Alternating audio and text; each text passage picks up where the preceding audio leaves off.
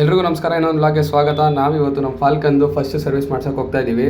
700 ಕಿಲೋಮೀಟರ್ಸ್ಗೆ first service ಬಿಡೋಕೆ ಹೇಳಿದ್ರು. 728 ಆಗಿದೆ. ಬನ್ನಿ ಒಂದ್ಸಲಿ ಗಾಡಿನ ಸುತ್ತ ಇನ್ಸ್ಪೆಕ್ಷನ್ ಮಾಡಿಕೊಂಡು ಸರ್ವಿಸ್ ಸೆಂಟ್ರ್ ಒಳಗೆ ಪಾರ್ಕ್ ಮಾಡಿದೆ. ಪಾರ್ಕ್ ಮಾಡಿದ್ಮೇಲೆ ಒಂದ್ಸಲಿ ವೀಡಿಯೋನು ಮಾಡೋಣ ಸೇಫ್ಟಿಗೆ ಅಂತ ವೀಡಿಯೋನು ಮಾಡಿಕೊಂಡೆ.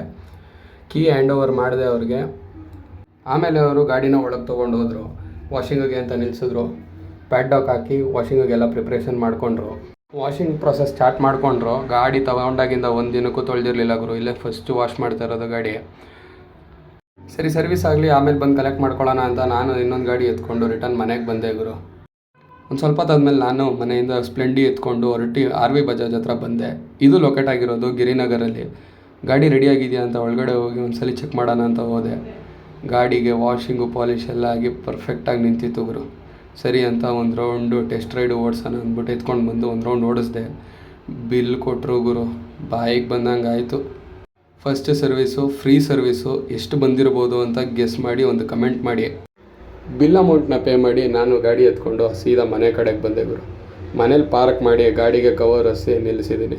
ಸಿಗೋಣ ನೆಕ್ಸ್ಟ್ ವೀಡಿಯೋದಲ್ಲಿ. ಅಲ್ಲಿವರೆಗೂ ಫಾಲೋ ಮಾಡಿ, ಲೈಕ್ ಮಾಡಿ. Thank you. ನಾನು ಬೇರೆ ಯಾವ್ದು ಹೇಳ್ತಾರ ಎಲ್ಲ ಸ್ವಾಮಿ, ನಾನು ಪಕ್ಕ ಆಕ್ಚುಲಿ ಲೋಕಲ್. ನಾನು ಟ್ರಿಕ್ ಮಾಡಬೇಡ್ರಿ.